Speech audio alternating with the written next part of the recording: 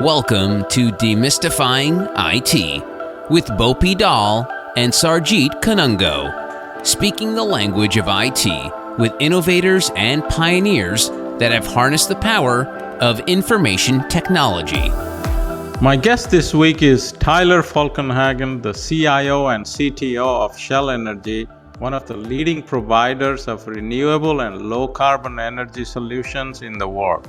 Tyler has over 15 years of experience in the IT and energy industries and has led and delivered several game-changing projects and initiatives that have enhanced the performance, efficiency, and the resilience of Shell Energy's IT systems and processes. Tyler, welcome to the podcast. Thank you, Sarjeet, for having me. Yeah, my pleasure.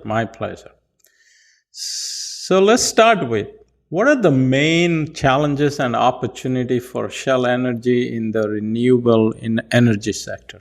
So I would say that Shell Energy is trying to be one of the largest providers of electricity across the board. We're really trying to do that in all areas, whether it be generation, trading and supply, as well as our retail business. And that's the area that I'm focused on. And my background is in the retail electricity and natural gas space. Awesome. Thank you for that. So in that retail energy space, what are some of the key projects and initiatives that you are currently leading or overseeing as the CIO and CTO of Shell Energy? Sure. So in our business, we have a couple different areas of focus.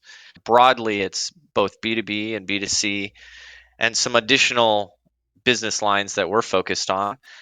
I'd say they all center around the customer, right? So we focus on customer centricity, making it a good, easy, transparent experience for our customers. We want that onboarding experience to be pleasant. We want the continued customer experience as you're a customer to be a pleasant one as well. And we want to make it smooth and easy for you. Awesome. Customer centric. Excellent ambition. So let's talk internally a little bit. How do you foster a culture of innovation and collaboration within your IT team and across Shell Energy? I think the innovation comes from the partnering that we do with the business. In the different organizations that I've had experience in, one of the issues is IT sometimes doesn't have a grasp on what it is that their business is doing.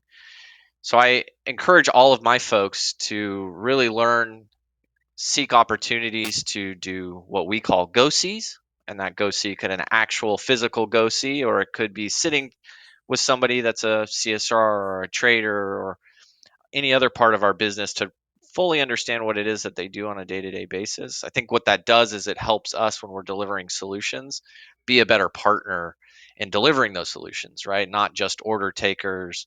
And then when we understand the new technologies that are coming to the space, we can then help apply those technologies where they see fit without overrunning our business. Love that. Go Seas. I'm going to use that in future. So what are some of the skills or competencies that you look for when hiring or developing IT talent? Yeah, I'd say it really depends on which part of the IT function that you're supporting, right? If we're hiring somebody that is going to be writing code per se, I think that's a different talent development than it would be in, let's say, a product manager or a product owner or something along a business analyst as an example. When I'm looking, for example, on a product owner, if it's a product owner or a product manager in an area of our business, let's say for middle office or back office, I'm looking for somebody that has experience in the business working in that area. I'd say in the engineering space, I think if somebody shows proficiency in one code language or a few different code languages, it's easy for one to teach them something new or learn lessons. I think there's a lot of value in bringing somebody that maybe doesn't have the experience in our specific space into our space to get that additional lens on the way that there might be opportunities to improve things. So I think there's that. I think externally, it's important for there to be opportunities for our group to meet with other people in our industry, meet with other people within the technology industry, what's going on in maybe sister technologies or sister business groups. And once we understand that, then we can kind of bring that back to our folks and look for opportunities to make improvements in our business. Great. Sounds like a 360 view. Look at sister technologies, look at sister businesses. So good developing a 360 point of view for your team.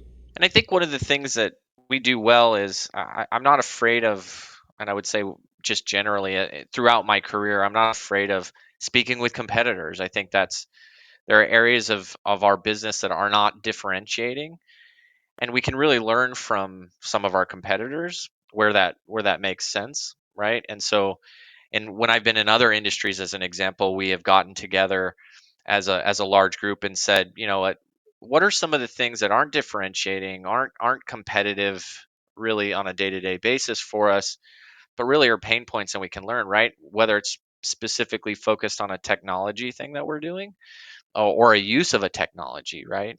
Maybe we're all using something as general as SQL or NoSQL or blockchain or some of these things that may be new, right? That are in the peak of the hype cycle, but we're not exactly sure how to utilize them in the best place. And sometimes when you're looking at these new technologies, you can be too quick with them. And I've experienced that in my career as well, being too fast and trying to use technologies that are maybe a little bit too new, and you're, as I like to say, a hammer looking for a nail.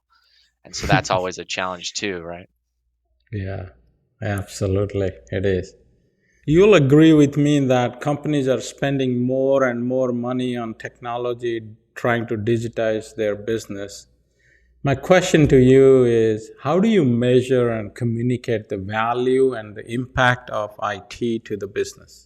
That's a good question. I think obviously before you take on any of these large scale IT transformational projects or just the run of the mill enhancements to your general IT, one of the things that you have to do and understand is the business process first.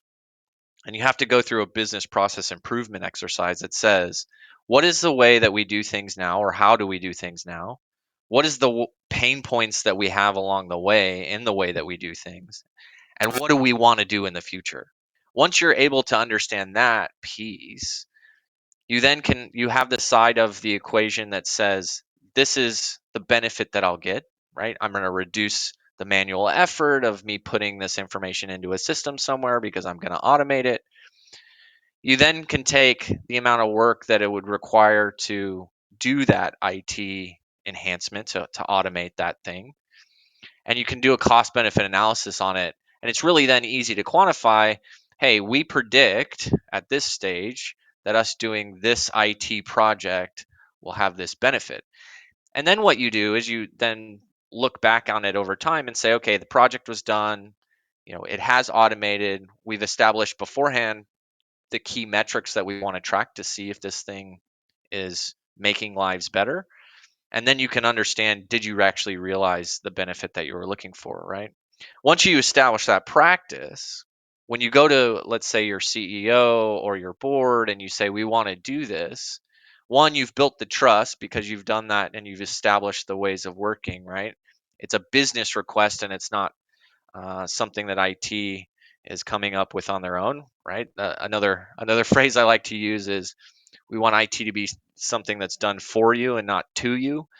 And so when the business is requesting this, fully understands that cost benefit analysis, then it's usually an easy presentation to say this is why it's a smart thing for us to do. I like this IT done for you, not to you. Really like that. All right. So there is a saying that every business is in tech business. What is your point of view? Do you agree, disagree? Yeah, I think it's a slippery slope. I agree with it because I believe that technology enables businesses to operate more efficiently. We can make tasks faster and more automated. We don't want somebody sitting there every day and clicking the same button over and over and over. That's not productive. So we want to make our businesses more efficient. The reason that I say it's a slippery slope is you get into a situation where not everything is a tech solution. Yeah. Sometimes the best ways of improving your business could be just a business process improvement with the existing technologies that you got. You other sometimes make a mistake of keeping a business process that isn't ideal the same and just making it faster, right? Because you've layered on some great new technology on top of it, but you really haven't improved things. You just made something that's not so good faster. Um, so it's a balance, right? Got it. Who do you think owns digital transformation in a company and why? I strongly believe that digital transformation needs to be owned by the business, right? When we say there's IT in the business or the functions or something like that, I really believe that the business needs to take full stake in that digital transformation. IT is the enabler, right? IT shouldn't be order takers, right? We should be business partnering in it. But if there's no appetite of the business for that digital transformation, then it's not going to be successful. I think it's on IT and technologists to communicate effectively why that digital transformation is is going to be beneficial. I go back to the cost benefit analysis, right? If you can't say this is going to make a meaningful impact on your business, the business isn't going to fund that effort or have desire to spend time on it either. How do you ensure that IT systems and processes are secure, compliant, and resilient in the face of cyber threats and disruptions? Cybersecurity is one of the things that keeps me awake at night, if you would say it that way. As best as you can be, there's always going to be something out there and there's going to be something new. We see a lot of 0-day things come and affect other industries. And so it's the responsibility of us to take a proactive and measured approach. We want to ensure that we're doing all of the necessary penetration testing, that we're complying with any necessary laws from a data privacy perspective, because I think cybersecurity goes beyond just an infiltration, right? I would say that personal data is the most important thing and our biggest responsibility for protecting. And so we take very great responsibility in doing that. It's very important for us to make sure that when we're building systems that we have a security lens on it, that we're doing the necessary testing to make sure it's as secure as we can make it. How do you leverage data and analytics to support decision making and strategy development for Shell Energy?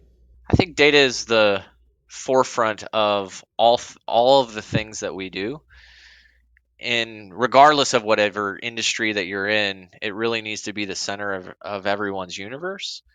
Because with good data, you can make educated decisions. Let's say you're in a different industry and you're selling widgets, right? You want to know where you are being successful at selling those widgets, right? You want to understand where you're not being successful at selling those. You don't want to continue to sell in ways that make you not successful, and you want to continue in the ways that do make you successful. I think that applies to any industry that you're in. And I would say when I look at it from a retail power industry, the heart of our business is data. What we do as an industry is we take risk from a customer, right? And we shoulder that risk and provide customer stability in the energy that they procure every month, right? You pay the same amount on your, let's say you're a B2C customer, you pay the same amount per kilowatt hour as you would the month before, assuming you're in a contract. We then shoulder that risk in procuring it in forward markets or day ahead markets or real time markets. And so, in order for us to do that, we have to be able to understand how much your consumption is, predict what your consumption could be, and then manage that. So, we use data significantly, whether it be load forecasting, whether we do pricing. I would say that it's very central to our business and the way that we operate. Amazing point of view. 100% agree with how you say that you guys are in data-centric business. Very interesting. And then when you look at it from a customer perspective, I would say that it's very important that you give the customers the information that they're looking for. I've heard people in our industry say that people aren't interested in electricity. Well, maybe that's because we as an industry haven't made it to a point where it is interesting for them. And so what are the things that we can do if somebody's interested, for example, of becoming more green and being more environmentally conscious? What can we do and what information can we provide the data to them so they can make more informed decisions about whether it's curbing their usage or if there's solar opportunities or battery opportunities that they can take advantage of, I think are critical as well. So it's not just data internally. I think it's also data that we can provide in a easily consumable manner for our customers. Yeah, 100%. Okay, hang on, Tyler. We have more to get to, including your time at the University of Texas and your take on ChatGPT. But we have to stop here. Coming up in the second part of my talk with Tyler Falkenhagen, the CIO and CTO of Shell Energy, Tyler shares why IT leaders should embrace a never say no mentality. I look at IT as a group that should never say no. And I truly mean that, should never be no. Because at the end of the day, everything is one of three factors in IT. How much time do I have? How much money or what is the cost? And what is my appetite for risk? This has been Demystifying IT with Bopi Dal and Sarjeet Kanungo. Connect with Bopi and Sarjeet at demystifyingit.com, where you can take a quick assessment to explore the opportunities you may be leaving on the table and learn to expand your market or create a new one by building your business foundations on technology. Demystifying IT is a production of Forbes Books.